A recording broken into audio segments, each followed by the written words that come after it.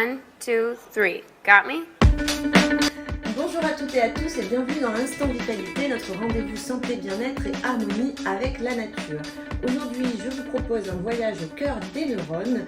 Notre invité est pédopsychiatre et psychiatre pour jeunes adultes formé en hypnose médicale, en thérapie par exposition à la réalité virtuelle et en neurofeedback. Bonjour, docteur Goebler.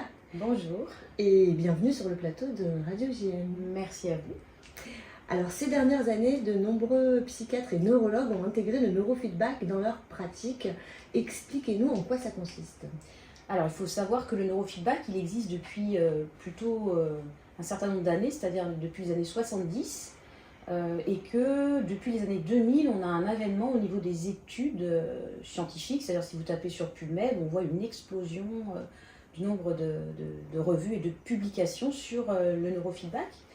Donc, méthode ancienne, neurofeedback, qu'est-ce que c'est? En fait, synthétiquement, c'est une méthode d'apprentissage cérébral qui permet en fait au sujet en temps réel de modifier ses ondes cérébrales par un phénomène de conditionnement opérant et pour un meilleur fonctionnement émotionnel, cognitif, comportemental, etc., etc. Donc, en gros, je pense que vous devez peut-être connaître le biofeedback, peut-être de nom. J'ai entendu aussi parler Alors, de le biofeedback, c'est plus ça. ancien, ça existe depuis les années 60. Et en fait, le neurofeedback, c'est du biofeedback, mais appliqué aux ondes cérébrales. Le biofeedback, c'est renvoyer au sujet et à son thérapeute qui est à côté des constantes, par exemple, physiologiques, comme par exemple la pression artérielle, la fréquence cardiaque, la conductance de la peau. Et là, en l'occurrence, vous l'appliquez en fait sur les ondes cérébrales, puisque le cerveau fabrique 5 types d'ondes cérébrales.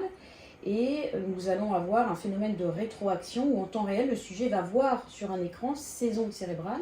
Et on va en fait entraîner son cerveau à modifier le fonctionnement, peut-être en augmentant ou en diminuant certaines bandes de fréquences pour permettre un meilleur fonctionnement. C'est ce que je vous disais.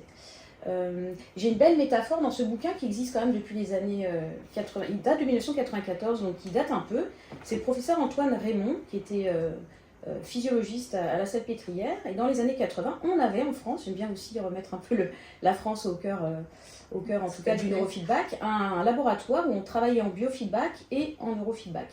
Et le professeur Raymond, il a une petite métaphore un petit peu pour, dans son livre, où en fait il vient vous dire qu'on va en fait appliquer comme si on mettait un stéthoscope sur la tête du sujet, ce qui va nous permettre de voir, vous savez, le stéthoscope c'est pour entendre les battements du cœur ou bien écouter aussi les poumons tout simplement. Je ne retrouve plus malheureusement, et vous avez une image où vous avez en fait un stéthoscope qu'on applique sur la tête. Donc c'est ça le neurofeedback, vous allez venir écouter pour savoir comment ça joue, voilà c'est ça. D'accord, très bien. Comment ça joue dans la tête. Et on va venir, juste c'est un phénomène de capteur qui va réceptionner les ondes cérébrales. En aucun cas, on va envoyer des ondes, c'est-à-dire que le neurofeedback n'a rien à voir avec la sismothérapie ou anciennement l'électroconvulsivothérapie. D'ailleurs, en ce moment, je regarde à nouveau Vol au-dessus d'un nid de coucou, qui était quand même un peu le film un petit peu qui nous représentait et qui faisait un petit peu peur aux gens. Donc non, simplement, on va venir écouter, c'est-à-dire on va enregistrer les ondes cérébrales. Et on va, par un phénomène, c'est ce que je vous dis, d'interface cerveau-ordinateur, puisque dans le neurofeedback, on a la chance de pouvoir allier les neurosciences avec la technologie de pointe, c'est-à-dire un ordinateur avec des logiciels spéciaux. Et vous allez avoir le sujet qui a en temps réel son activité sur l'écran en face de lui, avec des capteurs sur la tête. Et par un phénomène donc, de conditionnement opérant et d'autorégulation consciente et volontaire, en présence toujours d'un thérapeute à côté, puisque c'est un praticien qui va venir en fait faire prendre au sujet conscience qu'il est capable de modifier en temps réel ses ondes cérébrales pour mieux fonctionner, pour être plus attentif, moins anxieux, avoir un meilleur sommeil, avoir moins de problématiques de régulation des émotions. Et en fait, en gros, c'est ça le neurofeedback. Ah oui, c'est fantastique. Ouais.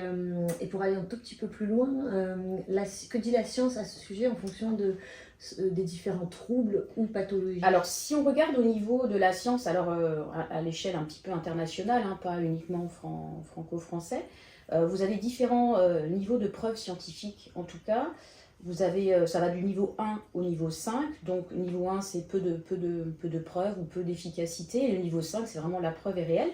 Et moi qui suis pédopsychiatre et spécialisée par exemple dans le fameux TDAH, trouble déficit de l'attention avec hyperactif, vous êtes quand même à un niveau de preuve scientifique 5, c'est-à-dire le maximum. Et il faut savoir que depuis 2012, l'APAC, enfin l'association pédiatrique américaine recommande en première intention le neurofeedback pour le TDAH et non pas la médication par méthylphénidate. Donc c'est quand même au niveau... vous avez par exemple un niveau intermédiaire à niveau 3 pour tout ce qui est les troubles du spectre de l'autisme, c'est-à-dire que on n'est pas à 5. En tout cas, vous comprenez ce que ça veut dire, une gradation Oui, en tout cas entre 1 à 5. Voilà, donc on a quand même la science qui nous dit que ça marche. Voilà, c'est ça, ça marche. Même si je sais que le neurofeedback, c'est encore très controversé, puisqu'il y a différentes méthodologies. En France, il n'y a pas vraiment de réel diplôme ou des choses comme ça, quoique on a la chance avec mon collègue canadien qui m'a formé en 2018 d'intervenir dans un DU à une faculté de médecine et de psycho à Dijon et d'enseigner un module en tout cas sur le neurofeedback.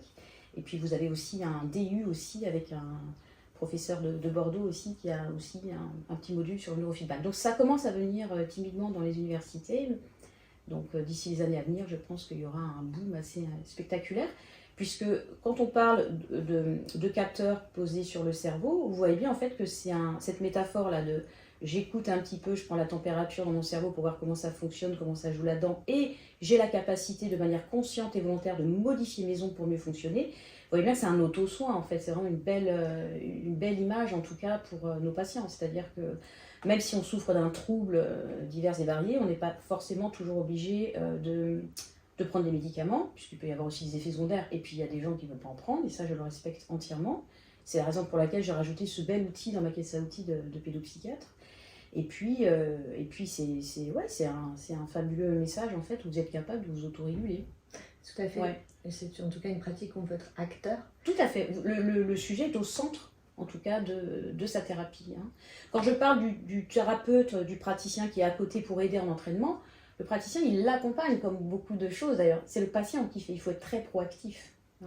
Tout à fait. Ouais. Et justement, vous parliez tout à l'heure de TDAH, donc le trouble déficit de l'attention. Plus ou moins hyperactivité. Voilà, Ouais. c'est dans lequel vous êtes spécialisé. Est-ce que vous pourriez plus précisément nous parler de votre expérience en lien avec le neurofeedback dans ce trouble et peut-être redéfinir aussi Le TDAH. le TDAH.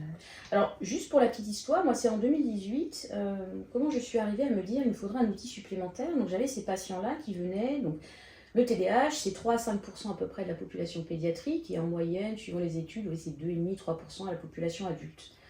Depuis très peu, depuis 2021, il faut quand même savoir qu'en France, jusqu'à 18 ans, vous aviez la possibilité, enfin votre trouble était reconnu et pour ceux qui prenaient par exemple la médication par méthylphénidate, jusqu'à 18 ans, c'était remboursé par la sécurité sociale. Et puis à 18 ans, voilà, on n'y avait plus. Donc les adultes qui étaient très handicapés, empêchés d'avoir un quotidien, ils étaient obligés de eux-mêmes payer leur traitement. Et grâce à l'association française Hyper Super TDAH France, qui a fait un travail formidable pendant presque 10 ans, on a réussi à obtenir qu'on puisse aussi le prescrire aux adultes. Donc c'est quand même une nouveauté 2021, c'est quand même c'est il y a 2 ans, il n'y a pas si longtemps que ça. Et pour en venir à cette histoire, donc le TDAH, j'en reçois énormément dans ma patientèle, et puis je me disais, certains prennent des médicaments, certains ont des effets secondaires, ça peut aggraver le sommeil, on a fait le travail je faisais des ateliers émotions, gestion du stress, guidance parentale, j'avais utilisé plein d'outils, et il restait toujours cette difficulté, par exemple, à rester dans un état de calme repos, par exemple, être assis sur une chaise sans remuer, tortiller, bouger, tourner sur ce genre de siège qu'ils adorent, où ils feraient des toupies. Et je me suis dit, mince, il me manque un outil en fait, il me manque un outil. Et j'ai eu la chance d'avoir un de mes anciens internes qui s'était formé, qui m'avait dit, tu sais, ça peut être un bel outil en tout cas pour ce genre de patient. Et c'est un peu là-dedans que je suis rentrée en 2018, et timidement, donc j'ai ingurgité parce que les formations sont assez intenses, c'est dense. Et puis à partir de 2020, en fait, je me suis dit, il y a eu le déconfinement, je me suis dit, allez, on y va, on va instaurer ça, on va mettre ça progressivement au cabinet. Et depuis 2020, effectivement, j'accompagne avec mon équipe, puisque maintenant j'ai la chance d'avoir trois entraîneurs en neurofeedback, enfin 3 praticiens en neurofeedback qui m'accompagnent, parce que voilà, je ne peux pas tout faire. Et c'est un bel outil. Et là, je pense à des retours là, de patients et de parents qui me disent, bah, au bout d'un protocole, quand on est entre un protocole 1 et 2, on voit que la mise au travail est plus facile, le temps de concentration est un peu plus. À la maison, je parle, hein, parce qu'effectivement, le médicament, c'est pour l'école. Le soir, les devoirs, la douche, l'opposition, etc., ça, il n'y avait pas vraiment trop de plus-value pour les parents. C'est plutôt un outil intéressant en plus. Le neurofeedback, j'ai parlé donc d'entraînement cérébral. C'est un petit peu comme le football, c'est-à-dire que si on veut muscler le cerveau, si on veut apprendre au cerveau des choses, il faut avoir un travail assez soutenu et intensif, c'est-à-dire répétitif. Exactement. C'est pour ça que je fais souvent l'entraînement d'un athlète. Il faut marteler l'information. Exactement. Et ça, c'est ce qu'on appelle la plasticité cérébrale. C'est-à-dire que le cerveau va être capable de se modifier si vous l'entraînez, mais de manière soutenue. Donc, je dis soutenu, pour moi, 2 entraînements par semaine, c'est quand même assez chronophage dans un emploi du temps d'enfant qui est déjà, imaginons un enfant TDAH multi-10, il est à l'école, les activités extrascolaires, les devoirs, etc. Donc c'est assez intensif. Et il faut savoir qu'un entraînement en neurofeedback, en moyenne, ça dure à peu près 30 à maximum 45 séances. Donc c'est beaucoup, hein, à raison de 2 séances par semaine, donc ça peut être beaucoup. Oui, dans un emploi du temps, en tout cas, venir en cabinet 2 fois par semaine, on sait que c'est pas neutre. Tout à fait. Et j'aimerais aussi savoir, pour de telles séances, est-ce qu'on peut s'attendre à de possibles effets secondaires? Est-ce qu'il y a aussi des contre-indications? Alors, effets secondaires, je reprends, cet entraînement neurofeedback, 30 à 45 séances maximum, à raison de 2 fois par semaine, sur à peu près 2 à 3 protocoles. Moi, j'ai été formée au neurofeedback basé sur l'EEG classique, l'électroencéphalogramme quantitatif. C'est-à-dire qu'avant de débuter un entraînement en neurofeedback, on va faire une évaluation. C'est-à-dire on va prendre à l'instant T le cerveau de ce sujet, on va poser un bonnet sur son cerveau avec 19 capteurs, pareil, qui va réceptionner comme un stéthoscope et non pas envoyer quoi que ce soit, ni avoir la possibilité de lire dans les pensées des gens, parce que ça, c'est un fantasme aussi que les petits peuvent avoir et ça les effraie. Donc on pose un bonnet qui est en 19 capteurs, c'est ce qu'on appelle une classification internationale, c'est ce que les neurologues aussi utilisent pour faire des électroencéphalogrammes. Et à l'issue de ce premier électroencéphalogramme quantitatif, on va établir une cartographie cérébrale, c'est-à-dire qu'on va voir au niveau du cerveau des zones où peut-être il y aura des endroits où il n'y a pas assez de type d'ondes, ou d'ondes lentes par exemple, donc on ne dort pas bien, ou trop d'ondes rapides, par exemple trop de haut bêta, ce qui fait qu'on est anxieux, on ne dort pas bien, on rumine, et on peut avoir des moments d'angoisse paroxystique. On va entraîner ce cerveau sur un premier protocole pendant à peu près 12 à 18 séances. C'est ce qu'on appelle un petit peu la séance, la phase de psychoéducation. C'est-à-dire qu'on part pour répéter la même recette pendant 12 à 18 séances. Et vous allez quand même constater, à partir en moyenne, entre la 7e et la 10e séance du protocole 1, si on a un bon protocole, qu'on a bien ciblé nos symptômes qui gênent le patient, on va déjà avoir des modifications de l'activité cérébrale, c'est-à-dire qu'au niveau, le cerveau va déjà se modifier. Et on va déjà constater des petites choses. Souvent, ce qu'on voit entre la 7e et la 10e séance, c'est souvent des manifestations émotionnelles un peu plus intenses, c'est-à-dire un enfant qui regarde un film et qui se met à pleurer parce que ça l'émeut beaucoup. Pourquoi? C'est parce que ça veut dire en fait simplement, donc je dis aux parents, mais c'est génial, ça veut dire que ça marche. Ils sont toujours un petit peu déroutés. Qu'est-ce qui se passe? Simplement, le cerveau est en train de se modifier. Donc quand c'est nouveau, le cerveau est en train de créer des nouvelles voies de fonctionnement cérébral. Donc c'est ce qu'on appelle la plasticité cérébrale, c'est-à-dire ça câble ça différemment pour mieux fonctionner. Et ben, toute nouveauté peut entraîner un peu un changement de l'intérieur, donc ça peut être un peu bouleversant. Donc on a des petits symptômes comme ça, mais globalement, si vous collez bien aux symptômes du patient et que vous êtes au niveau neuroanatomique, vous avez bien posé votre capteur ou vos capteurs pendant l'entraînement, vous n'avez pas forcément d'effets secondaires, à part peut-être lié au fait que vous êtes devant un écran. Donc ça peut être aussi des maux de tête. Souvent, les patients, quand ils sortent de l'entraînement, surtout quand ils sont petits, là on a des enfants qui sont au CP, c'est épuisant en fait. C'est-à-dire qu'ils maintiennent l'effort pendant 3/4 d'heure à 1 heure, donc ils sortent, ils sont très fatigués, très, très épuisés. Parfois, oui, effectivement, des maux de tête. Je pense à certains en plus qui ont oublié leur lunette de repos face à l'écran, etc. Donc on peut avoir des petites choses comme ça. Mais vous n'avez pas de contre-indication, il n'y a pas d'effet secondaire majeur. En revanche, Ce qu'il faut savoir, c'est que le neurofeedback, c'est un outil parmi tant d'autres sur un chemin thérapeutique. Donc, ce n'est pas une baguette magique.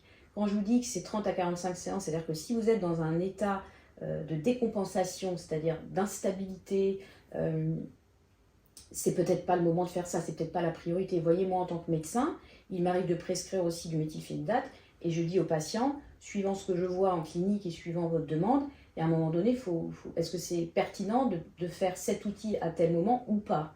Donc en général, quand c'est le feu, moi j'utilise toujours la métaphore sapeur-pompier, puis j'éteins le feu, et après, une fois que voilà, c'est un petit peu posé, on peut enclencher effectivement sur un programme d'entraînement cérébral par neurofeedback. Tout à fait, on rééquilibre un peu le terrain et ensuite on vient, Tout à fait. on vient modifier. Oui, il ne faut pas s'attendre, excuse-moi, à ce qu'en 2-3 séances, voilà, c'est guéri, tout va bien. Non, il faut dire aux gens quand même que ça nécessite aussi un effort et vous devez être proactif. Donc ne nous mettons pas la pression. Il y a des gens qui me disent, est-ce que oui, je ne vais pas arriver à faire les 2 séances? Je dis, mais c'est pas grave, pour l'instant, dans votre emploi du temps, c'est pas possible, on verra plus tard. Pendant ce temps-là, on fait autrement. Il ne faut pas se mettre du stress, déjà qu'on en a suffisamment. Et on est d'accord sur ce type de séance, c'est pas forcément pris en charge par la sécurité sociale. Alors, éventuellement par les mutuelles en fonction pour de les mutuelles, alors il y a il y a de plus en plus de mutuelles. Et puis moi qui suis médecin aussi, quand je fais des certificats, par exemple pour la MDPH, pour des enfants, vous avez la MDPH qui peut allouer un certain forfait pour un nombre de séances. Et je remplis depuis plusieurs années, depuis 2020 à peu près, en Jean-Paca, je trouve que aussi la MDPH peut aider à allouer un certain budget. Ça c'est très intéressant de savoir quand on sait dans le parcours. Tout à fait. Pour certains parents, oui, surtout qu'en plus ils ont en plus difficile, la prise en charge en ergo, coûteux, la psychomote et tout ça, c'est pas forcément pris en charge. Très bien. Je voulais aussi vous demander, selon vous, quelles sont les qualités pour être un bon professionnel de neurofeedback et comment on fait pour trouver un bon professionnel formé à cette pratique, parce qu'on sait qu'aujourd'hui sur Internet on trouve de tout. Oui, alors un bon professionnel de neurofeedback, j'ai dit tout à l'heure que, et vous m'avez introduit en me disant que j'avais plusieurs outils. Donc le neurofeedback, c'est pas un métier en fait, c'est-à-dire que vous êtes praticien et vous avez dans votre caisse à outils le neurofeedback que vous pouvez proposer à vos patients. Ce qu'on peut peut-être éclaircir aussi pour nos auditeurs, c'est que le neurofeedback, il est entre guillemets, il peut intervenir dans 3 champs différents. Moi, je suis médecin, donc je suis dans le champ de la pathologie, les symptômes. Donc là, on a cité le TDAH, mais on peut parler aussi de l'indication du neurofeedback dans les troubles anxieux, dépressifs, TOC, état de stress post-traumatique, troubles obsessionnels compulsifs, je crois que je l'ai déjà dit, les troubles du spectre de l'autisme, les troubles 10, enfin, pléthore de symptômes. Vous l'avez aussi en neurologie avec les migraines, les acouphènes, l'épilepsie résistante, les douleurs chroniques. Voilà, vous avez le champ en tout cas de la pathologie. Mais le neurofeedback, c'est aussi le champ de la haute performance et du bien-être, voire du mieux-être. Donc j'entends que, donc là on n'est pas dans la pathologie, c'est-à-dire on n'a pas de trouble, on n'a pas de maladie. Le champ de la haute performance, vous avez énormément de sportifs de haut niveau, par exemple, qui pratiquent le neurofeedback pour être encore plus performants lors d'un match ou lors d'une compétition, des choses comme ça, avec des protocoles très particuliers. Et puis il y a par exemple des logiciels qui existent, comme par exemple le neurotracteur pour entraîner les sportifs de haut niveau. Vous avez aussi tout ce qui est les étudiants qui font des prépas, des concours, etc., pour être plus performants au niveau cognitif. Et le champ du mieux-être, du bien-être, c'est-à-dire que, par exemple, vous n'avez pas de maladie, mais vous voudriez être un peu moins anxieux, par exemple, mieux dormir. Je veux dire, moins stressé, améliorer sa qualité. Améliorer la qualité dans le but aussi de prévenir un trouble. Toujours la prévention est mieux que le curatif, je trouve. Et donc, vous avez ces champs-là différents. Donc, suivant que vous soyez dans le champ du pathologie, vous allez plus aller voir des soignants, enfin, je veux dire, des gens qui sont... je sais pas, psychologue, infirmier, psychomotricien, enfin il y a ergothérapeute, orthophoniste, vous avez plein de gens qui utilisent de plus en plus le neurofeedback, qui sont des gens qui sont au service des malades. Et puis pour ce qui est du champ de la performance et puis du mieux-être, vous n'êtes pas forcément obligé, par exemple moi je suis médecin, je ne reçois pas des gens qui veulent être... mieux au niveau de leur vie quotidienne, vous voyez. Donc déjà, c'est pas les mêmes types de praticiens que vous allez rencontrer.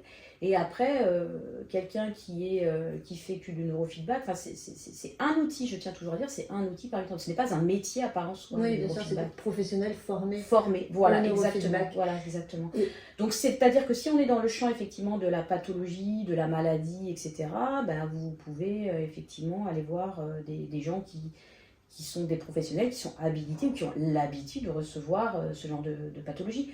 Je citais tout à l'heure en rigolant nos enfants TDAH qui, s'ils étaient avec nous, ils tourneraient sur la chaise, etc. Ce sont des enfants, il faut mouiller la chemise. C'est-à-dire que si vous passez votre temps à leur dire « assieds-toi, arrête de bouger, concentre-toi », ça va être compliqué puisque c'est sa problématique. Donc on part de là où est le sujet pour l'amener à essayer de trouver des stratégies grâce à son praticien qui est assis à côté de lui pour être un peu plus dans un état de calme-repos. Donc il faut des gens qui sont habitués à ce genre de pathologie. On ne peut pas s'improviser, hein, c'est Tout à fait, compliqué. tout à fait. Voilà. Très bien, je voulais aussi vous demander, puisque là on a rappelé le champ des possibles, voilà, en termes de pathologie ou pour améliorer sa qualité de vie. Vous concrètement, si on décide de venir vous consulter, dans quel cas on vient vous consulter en fait? Alors, donc moi je suis pédopsychiatre et je me suis passionnée pour le TDAH. Donc ces enfants qui sont agités, impulsifs, inattentifs, anxieux. Et puis j'ai aussi d'autres... je travaille aussi beaucoup avec les gens qui ont des troubles du comportement alimentaire. Donc j'ai fait le choix aussi de me surspécialiser dans la pédopsychiatrie, donc je ne prends plus trop des choses tout venant.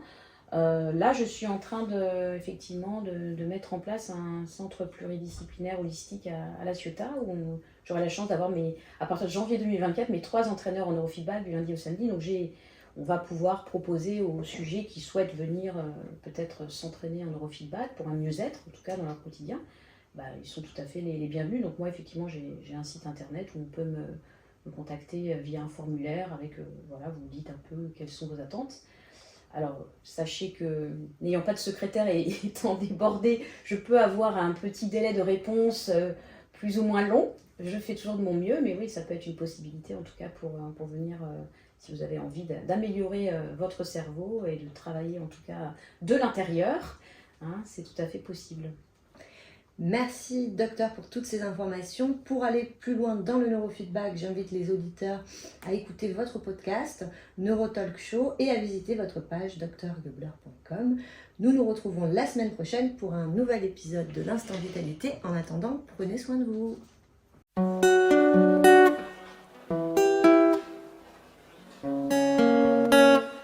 1, 2, 3. Got me?